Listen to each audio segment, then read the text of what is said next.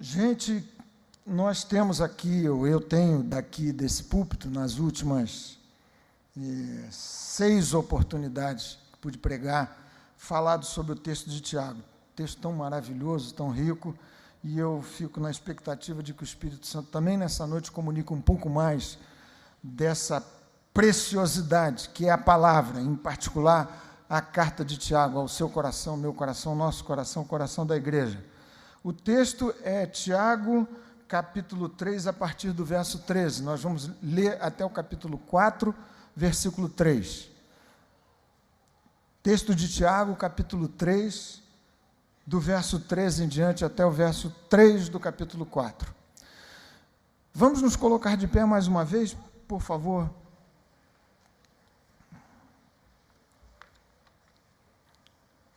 Outro texto agudo, direto, que vai, sem nenhum tipo de rodeio, tergiversação, ao ponto em que Tiago, de maneira particular, foca as relações entre os irmãos e as irmãs na igreja. E também, certamente, ele se dirigia a famílias dos crentes.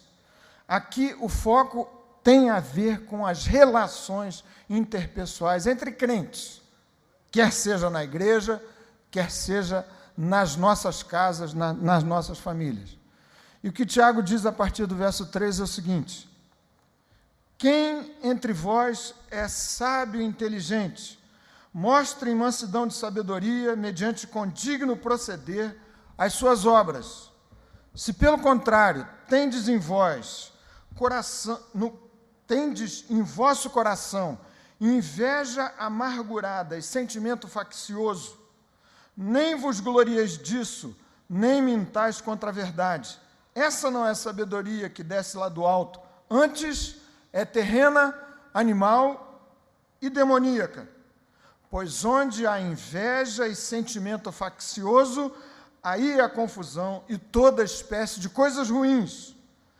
A sabedoria, porém, lá do alto, é primeiramente pura, depois pacífica, indulgente, tratável, plena de misericórdia e de bons frutos, imparcial, sem fingimento. Ora, é em paz que se semeia o fruto da justiça para os que promovem a paz. De onde procedem guerras e contendas que há entre vós? De onde, senão dos prazeres que militam na vossa carne? Cobiçais e nada tendes, matais e invejais, e nada podeis obter, viveis a lutar e a fazer guerras, nada tendes, porque não pedis. Pedis e não recebeis, porque pedis mal, para esbanjardes em vossos prazeres. Palavra inspirada de Deus, que o seu Espírito que a inspirou lance luz no meu coração, no seu coração, para nós compreendermos tudo quanto o Espírito quer comunicar à nossa vida nessa noite. Você pode se assentar. Meus queridos irmãos e irmãs, há muitas frases que, algumas com um tom mais irônico, outras que, no final das contas, representam a sabedoria popular e que expressam a dificuldade que a gente tem de se relacionar bem uns com os outros. Eu anotei algumas delas aqui. Por exemplo, uma que diz o seguinte: o inferno são os outros. Há uma outra, clássica, muito conhecida, frequentemente citada, que diz o seguinte: quanto mais conheço o ser humano, mais eu amo os meus cachorros. A propósito disso, eu li esses dias mesmo uma matéria que é fruto de uma última pesquisa do IBGE, que faz aqueles levantamentos nos domicílios brasileiros anualmente, ainda dados de 2013, dando conta de que hoje, nas famílias brasileiras, há mais cachorros do que crianças. Não sei quem é que viu essa pesquisa fresquinha, super recente, numa proporção de 44 cachorros, cães, para cada 100 famílias nos domicílios brasileiros, para 36 crianças para cada 100 domicílios. E sobre isso também eu li uma outra frase irônica, escrita numa tira de humor, um certo humor de gosto certamente meio duvidoso, de um periódico americano muito conhecido lá de Nova York, em que a pessoa, o humorista, disse o seguinte: as crianças não passam de substitutos patéticos para as pessoas que não podem ter bichos. Você já deve ter ouvido falar que a grama do vizinho é sempre mais verdinha. Já ouviu falar disso? Certamente você já ouviu, muitas vezes. Você já ouviu, porque isso é aqui da nossa vizinhança, de um certo profeta Gentileza. Todo mundo conhece o profeta Gentileza. E ele andava escrevendo lá pela Praça Mauá e tudo mais, e hoje a gente consegue ver vários plásticos, adesivos nos carros, do tipo, gentileza gera gentileza. Mas essa semana o que me chamou a atenção a respeito dessa dificuldade dos relacionamentos interpessoais foi uma infeliz e agressiva paráfrase do profeta Gentileza. Um taxista no Rio de Janeiro colocou o seguinte plástico: gentileza gera gente folgada. Finalmente, a frase que intitula a nossa meditação nessa noite, você conhece. Eu mesmo já citei essa frase lapidar várias vezes daqui do púlpito. De perto, ninguém é normal. Caetano Veloso, na sua sabedoria, cunhou essa frase. Esse texto, como disse a vocês, trata precisamente e de maneira surpreendente das muitas dificuldades que se tem nas relações pessoais dentro da igreja. E para a gente compreender um pouco melhor, quem sabe de uma maneira um pouco mais clara, o que ele traz para o nosso coração, há 4 tópicos muito claros aqui nessa apresentação do pensamento de Tiago nos versos que a gente leu, e de resto até um pouco mais adiante do que a gente leu no capítulo 4. Primeira questão que Tiago apresenta, trata de uma gravíssima ameaça à saúde espiritual, à saúde da igreja do Senhor. Uma ameaça super grave, que parte de uma constatação que é feita nesse texto aqui, mais de uma vez. Então, uma grave ameaça. Segue-se na exposição de Tiago a apresentação de 2 versões de sabedoria, 2 tipos antagônicos de sabedoria que Tiago expõe nos seus detalhes, com seus qualificativos, com a apresentação da sua natureza e dos seus resultados. Em seguida, Tiago, de maneira particular, no capítulo 4, trata daquilo que se poderia chamar de causa básica, de causa raiz dos problemas que se tem no meio da igreja, no meio das nossas famílias cristãs, problemas entre pessoas que professam a mesma fé no nosso Senhor Jesus Cristo. Então, uma ameaça grave, 2 versões de sabedoria, uma causa bem específica, indicativa dos nossos problemas, é um diagnóstico direto de Tiago, e, finalmente, para alívio do meu coração, do seu coração, nós que somos do Senhor, o texto apresenta uma terapia celestial, a provisão do Espírito do Senhor para tratar dessas dificuldades que a gente tem uns com os outros. Que gravíssima ameaça é essa desse texto de Tiago, capítulo 3? Parte de uma constatação que me surpreende, que eu acho que deve surpreender vocês todos também, porque Tiago se dirigia a irmãos.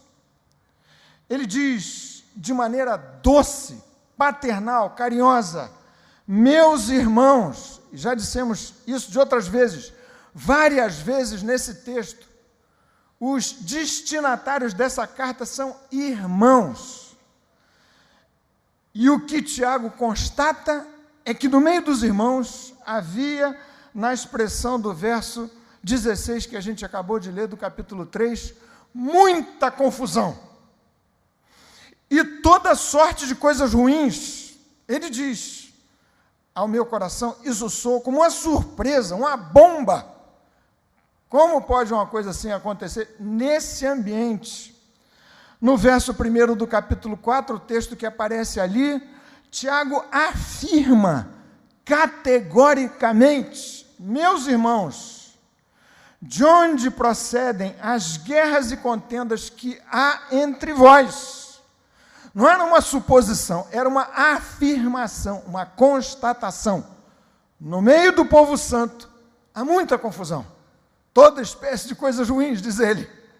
E, de maneira sinônima, a gente poderia dizer, Tiago se referia certamente à inquietação, à insubordinação, à desordem, a discussões verbais sérias, violentas, sem fim, a debates nada amistosos, a perturbação de toda a natureza, guerras e contendas no meio da igreja, e certamente vazando para dentro das famílias dos crentes, ou vice-versa, da família dos crentes para dentro da igreja.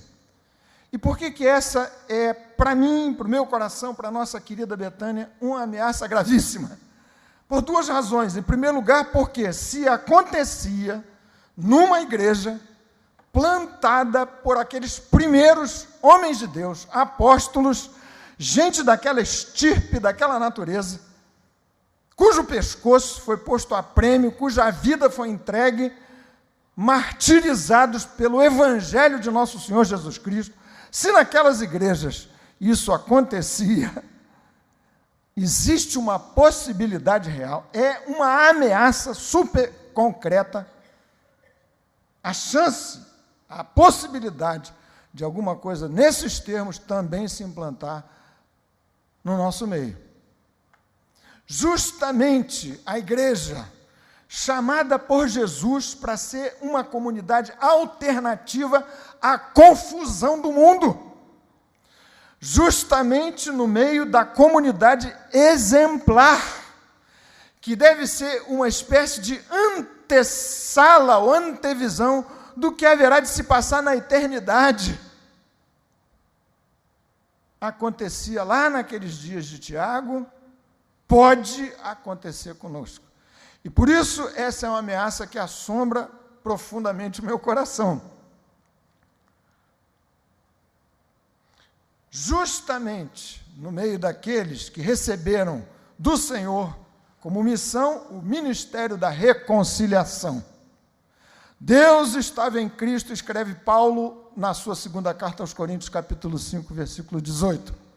Deus estava em Cristo, reconciliando consigo o mundo, e nos deu o ministério da reconciliação. Um contrassenso enorme, insuportável, incompreensível, que justamente na comunidade exemplar, nesse contraponto à confusão que se passa fora da linha limítrofe que demarca a igreja de Jesus, alguma coisa assim pudesse acontecer, viesse a acontecer.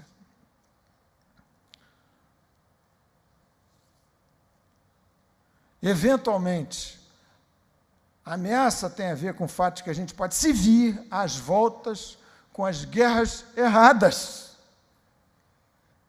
Paulo, escrevendo a sua carta aos Efésios, diz exatamente isso: a nossa luta não é contra carne e sangue. Lá pelas tantas, a gente corre o risco, essa é uma ameaça concreta, gravíssima, séria, de nos virmos pelejando os conflitos errados, equivocados, uns com os outros, uns contra os outros. Eu nem sei se devia citar esse exemplo, para não pensarem mal de mim, e especialmente dos que não torcem para o mesmo time que eu. Mas faz já algum tempo, eu fui com a minha filha primogênita para um jogo de futebol. Assisti o time da minha predileção. Não vou dizer quem é aqui para não dividir esse auditório, eu estou falando de harmonia, de bom relacionamento, não quero que você pense mal aqui. Mas, enfim, Maracanã cheio, quarta-feira à noite, decisão de Copa do Brasil, alguma coisa assim. Lá estava a minha querida primogênita, que não está hoje aqui, porque lambe a cria, né, Josué? O nome dele é Guilherme. Da última vez em que eu citei o meu neto, eu disse que era o Gabriel, antevendo o que aconteceria nesses dias. 1º de junho, nasceu o Gabriel, o garoto mais cabeludo do planeta. Teve a quem puxar. Fechado parênteses, lá estava eu com a minha primogênita. Maracanã cheio. Cheio da torcida de um time só. E no meio daquelas várias facções, das torcidas de um time só, pipoca um tiro. Gente que torcia para o mesmo time, puxando revólver e brigando uns com os outros. Foi um sufoco enorme para eu proteger a minha garotinha, pedindo a graça de Deus. Nunca torci tanto para um jogo terminar, qualquer que fosse o resultado do placar. Eventualmente, a gente corre o risco de, no meio da comunidade chamada para vir a ser exemplo para o mundo que vive em guerra, trazermos o lixo desses conflitos para dentro de um ambiente tão santo assim.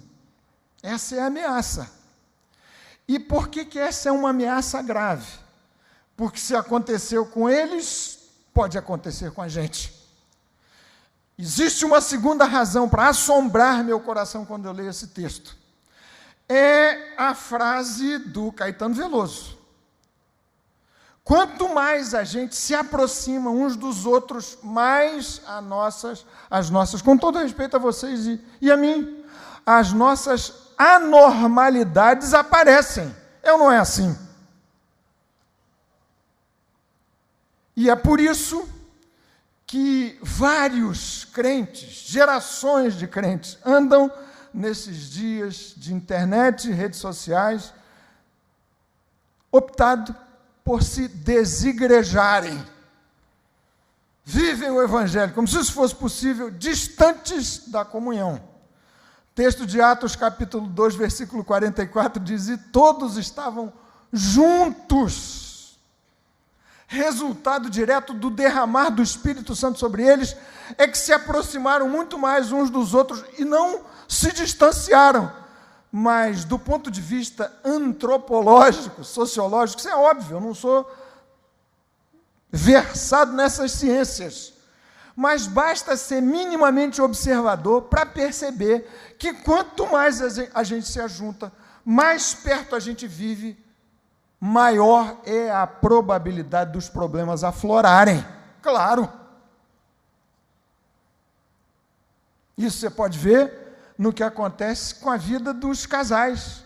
Você começa a namorar o príncipe, não demora muito, basta conviver um pouquinho, para ele virar um sapo. É ou não é? Da mesma forma, a princesa, que eventualmente se transforma numa bruxa terrível, insuportável. Nem sempre é assim, é verdade. Mas do ponto de vista do ajuste das relações interpessoais, quanto mais a gente caminha na direção, como igreja, na direção da nossa chamada, à comunhão, ao cuidado mútuo, ao ajuntamento, maiores são as chances dos problemas aflorarem. E então, Tiago passa a descrever dois tipos, torna a dizer, antagônicos, opostos de sabedoria, que talvez do ponto de vista de uma linguagem, de uma equação química, seriam os catalisadores, os elementos que aceleram a reação entre coisas e agentes que andam por aí. Dois tipos de sabedoria que acabam promovendo dois comportamentos antagônicos e opostos entre si. E Tiago trata desta sabedoria, ou das suas duas versões, detalhando a sua natureza, a sua fonte, de onde vem, afinal de contas, tratando do seu modus operandi, da sua dinâmica, dos seus qualificativos, dos seus atributos e dos seus resultados. Para as duas versões de Tiago, são de naturezas distintas, mas existe uma natureza muito clara. São atributos, conjuntos de atributos diferentes, mas eles são claros. Os resultados aparecem igualmente antagônicos entre si. Interessante que nesse texto de Tiago, a partir do verso 3, ele trata da sabedoria não como sendo matéria de um tipo de especulação filosófica ou bíblica. Não diz que sabedoria tem a ver propriamente com uma eloquência verbal, a capacidade de articular bem as ideias e o pensamento. Talvez a capacidade de formular conceitos e conselhos que gerem um impacto na vida do interlocutor. Nada disso. Tiago traduz sabedoria nas suas duas versões como sendo alguma coisa que, no final das contas, resulta em formas distintas de nos tratarmos. Isso é que, para o meu coração, também surpreende. Tiago diz, em outras palavras, se alguém entre vós se julga sábio, quer dizer, aquele que consegue identificar o caminho a seguir, ou inteligente, e o texto original indica capacidade de discernir o contexto à sua volta para tomar decisões certas. Se existe entre vós gente sábia e inteligente, mostre em mansidão de sabedoria as suas obras. Ou seja, para Tiago, sabedoria nas suas duas versões, no final das contas, tem a ver com formas de nos comportarmos nas relações interpessoais. Como a gente se trata? É a expressão mais direta da versão de sabedoria que opera no seu coração, no meu coração, numa certa comunidade, numa igreja, numa família. A primeira delas, a versão negativa, e vale dizer que o texto de Tiago é o tempo todo cheio de antíteses. Ele é maniqueísta nesse sentido. Existe o bem e o mal. Não existe uma terceira via. Existe a operação dos demônios, do diabo, e a operação de Deus. Existe uma sabedoria terrena e uma celestial. Não existe uma terceira via. E então aqui, de novo, Tiago expõe e apresenta para os seus ouvintes, para os seus leitores, melhor dizendo, o primeiro tipo de sabedoria. Ele diz, os seus resultados são desastrosos. Já vimos todo tipo de confusão, guerras, lutas.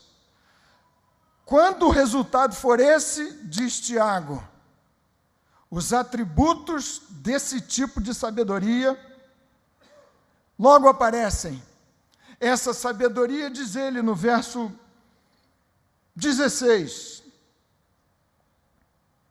e verso 15, procede da terra, é perecível, é soprada por um ambiente secular, ela é animal, e o texto no original trata de uma palavra que frequentemente é traduzida por alma, psique, significa dizer, é uma sabedoria que, no final das contas, é a expressão da pulsão dos nossos instintos, dos nossos desejos, das nossas cobiças irrefreáveis. Ele diz no verso 15, essa sabedoria que produz esses resultados desastrosos é demoníaca. Outra vez, Tiago, que já havia dito, sem nenhum tipo de rodeio, que o inferno toca fogo na língua dos crentes, eventualmente. Também nesse ponto declara que é possível que haja um patrocínio, e frequentemente o há, do inferno e dos demônios, numa expressão de sabedoria que só produz confusão.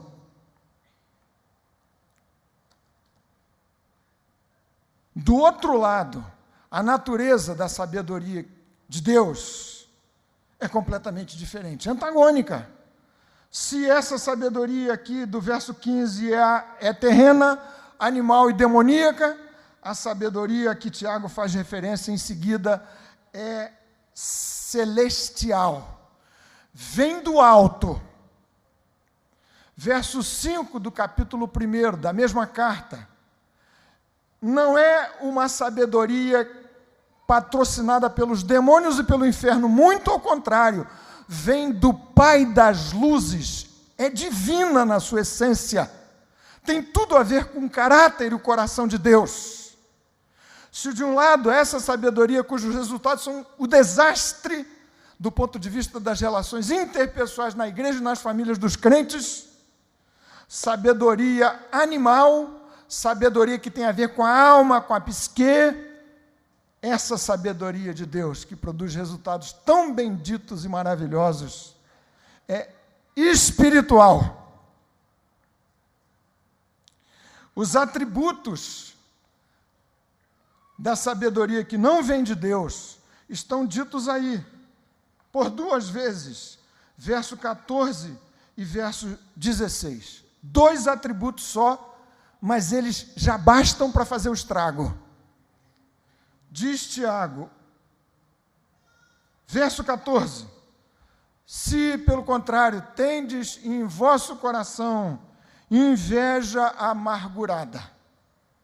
Esse é um qualificativo lamentável, trágico, de um certo tipo de sabedoria que pode se instalar entre nós.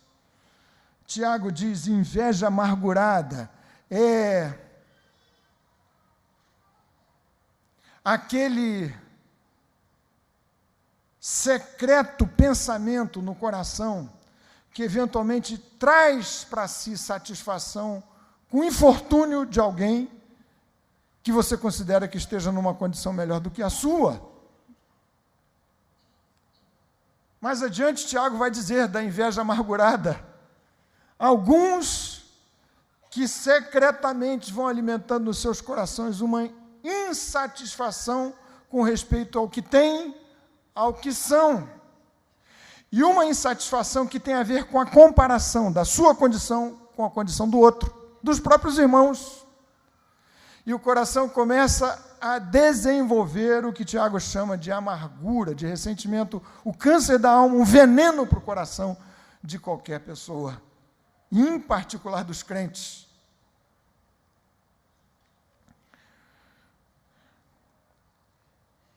Você quer fazer um teste para saber se esse veneno terrível da inveja amargurada anda de maneira sorrateira se plantando no seu coração? Tiago escreveu para crentes.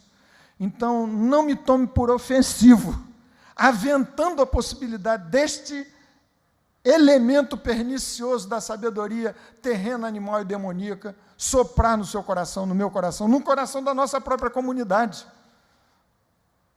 Quer fazer o teste? Paulo diz que eu preciso me alegrar com os que se alegram e chorar com os que choram. Quando a inveja começa a se instalar no coração da gente, eventualmente a gente é solidário na tristeza e na dor, no bagaço do outro, mas tem muita dificuldade para se alegrar com a alegria que é do outro, com a vitória que é do outro, com a conquista que é do outro, e não é sua propriamente. Há alguns que só são solidários na dor. É bom, mas nisso falta o equilíbrio do coração desprendido, que é capaz de, na mais profunda dificuldade pessoal e miséria, se alegrar com a alegria que é só do outro.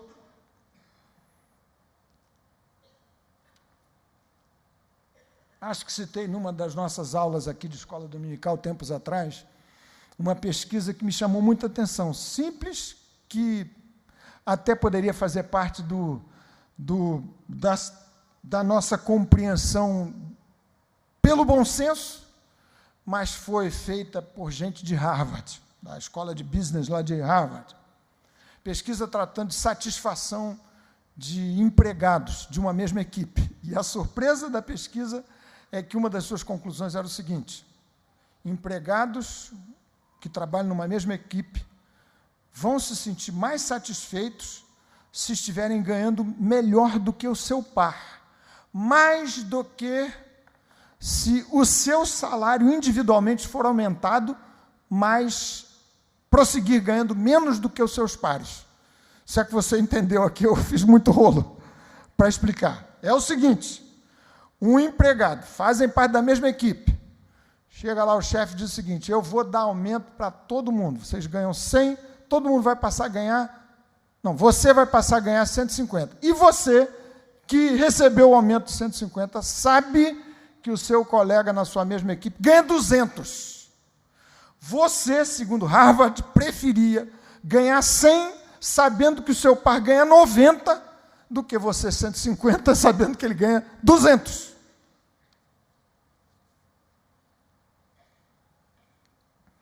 Diz Tiago, essa sabedoria, cujo qualificativo é inveja amargurada, no final das contas, amargura contra Deus, que deu a você menos do que tem dado ao seu irmão. Essa sabedoria não vem de Deus. Ele diz, onde há sentimento faccioso, que tem a ver com a formação de grupos, com a divisão, com facções dentro da comunhão dos crentes.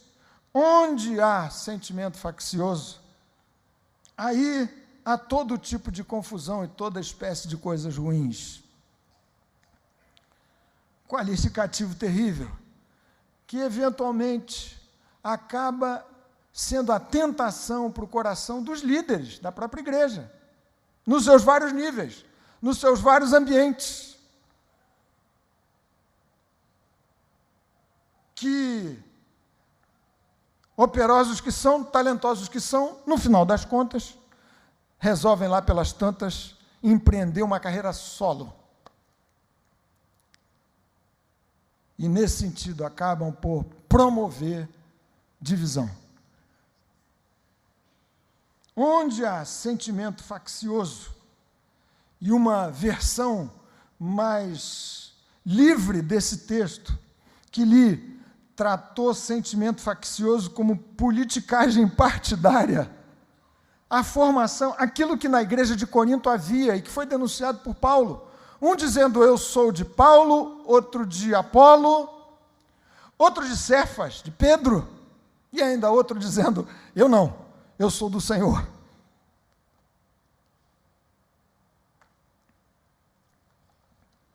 Nos versos 17 e versos 18, Tiago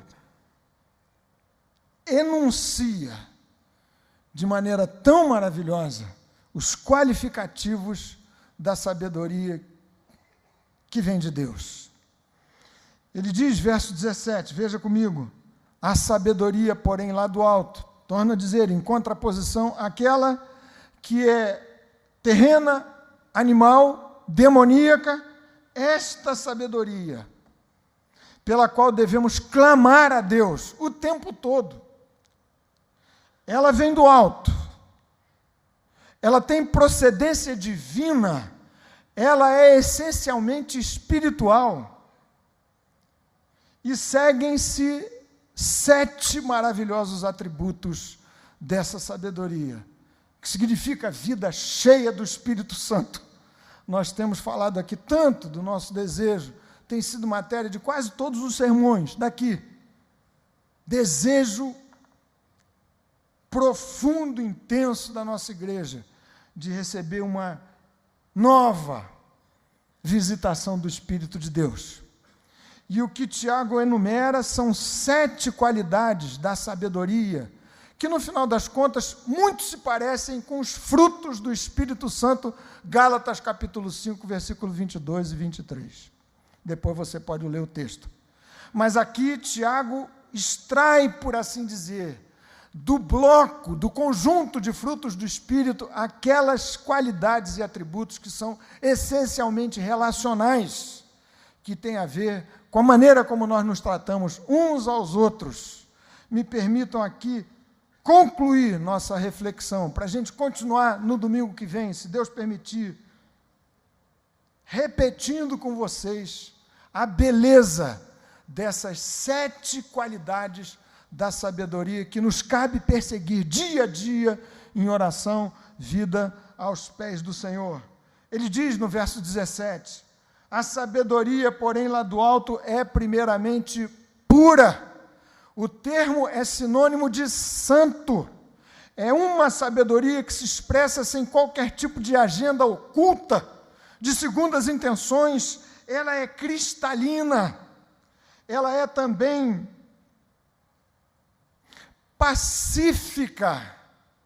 É a sabedoria que se encarrega, que se empenha, que se esforça o tempo todo em construir pontes entre os grupos, aproximar as pessoas, exercer dentro da igreja, dentro da sua própria casa e família, o nosso bendito, glorioso ministério da reconciliação. Quem se reconcilia com Deus por meio do Senhor Jesus Cristo, essa é a narrativa central do Evangelho, está apto a, pelo mesmo Espírito que produziu no seu coração e na sua vida, uma nova relação com Deus por meio de Jesus, apto a se relacionar melhor, muito melhor, com as outras pessoas à sua volta. E ele mesmo ser esse agente de pacificação, bem ao contrário do sentimento faccioso, do que divide, do que espalha. Essa sabedoria, diz Tiago, é indulgente. O termo se refere a uma flexibilidade de alguém que é perdoador, que não é excessivamente rigoroso com o outro, alguém que é capaz de deixar a conta mais barata, de graça, indulgente, o que é capaz de se relacionar bem e com simpatia com as esquisitices e anormalidades que eu tenho e que você tem, que nós temos, e que afloram de maneira muito mais escancarada e eventualmente escandalosa à medida em que a gente mais se aproxima uns dos outros. Sabedoria indulgente é essa capacidade de aceitar, de conviver bem uns com os outros, apesar das nossas muitas idiosincrasias. Essa sabedoria, diz Tiago, é tratável. O termo original significa, e posso dizer a vocês que não entendo de grego, mas sei ler português, e de gente que entende grego, para dizer que significa exatamente o seguinte: tratável significa bom, fácil de ser persuadido. Não significa aquela pessoa frouxa nas suas convicções, ingênua, crédula, não é isso. Mas o que não avança muito na peleja por coisas que não sejam essenciais, que não sejam aquelas de ética, de moral, de doutrina, de teologia, inegociáveis. O tratável é facilmente persuadido, abre mão, se for necessário fazê-lo em benefício da paz e da bênção da vida do outro. Essa sabedoria, diz Tiago, é plena de misericórdia e de bons frutos. Você sabe, misericórdia é aquele atributo de Deus, mediante o qual eu tenho sido o tempo todo alcançado, sustentado, mantido por uma graça não merecida. E é redundância falar de graça não merecida, porque é graça. Por um amor absolutamente incondicional. A sabedoria de Deus é plena de misericórdia, de bons frutos, porque me habilita a tratar o meu irmão, a minha irmã, as pessoas dentro da minha casa, com essa mesma disposição. De graça e de amor que não impõe condições. Essa é uma sabedoria, prossegue dizendo Tiago, imparcial. E já vimos isso de outra vez. Imparcialidade significa o que não julga, ou que não julga segundo determinadas categorias que segmentam as pessoas, e nisso cai no pecado da acepção de pessoas. Essa sabedoria é sem fingimento. Ela não é teatral, não é exibicionista, não pretende parecer ser o que não é. É direta, é genuína. E no verso 18, Tiago encerra essa reflexão, pelo menos nos termos do capítulo 3, para dizer: ora, é em paz que se semeia o fruto da justiça para os que promovem a paz. A versão de uma Bíblia linda, especialíssima, que eu ganhei do meu querido amigo presbítero Elson, King James, diz assim: ora, a justiça é a colheita produzida por aqueles que semeiam a paz. Se de um lado o resultado daquela sabedoria terrena, animal e demoníaca é todo tipo de confusão, de coisas ruins, de lutas, de contendas entre irmãos e no seio das nossas casas, o que pode acontecer, ameaça séria e grave, de outro lado, a sabedoria de Deus é promotora, resulta em paz e justiça. Paz e justiça. Justamente os conteúdos essenciais do reino de Deus. Romanos capítulo 15, versículo 17. Ora, o reino de Deus não é comida nem bebida, mas justiça, paz e alegria no Espírito Santo. É hora da gente parar aqui essa meditação. Domingo que vem, Deus permitindo, a gente prossegue tratando do restante do texto. Ó Deus, pedimos que o Teu Espírito Santo se derrame muito mais, intensamente, sobre a nossa vida, as nossas casas, as nossas famílias. E Tu sabes que lutas há.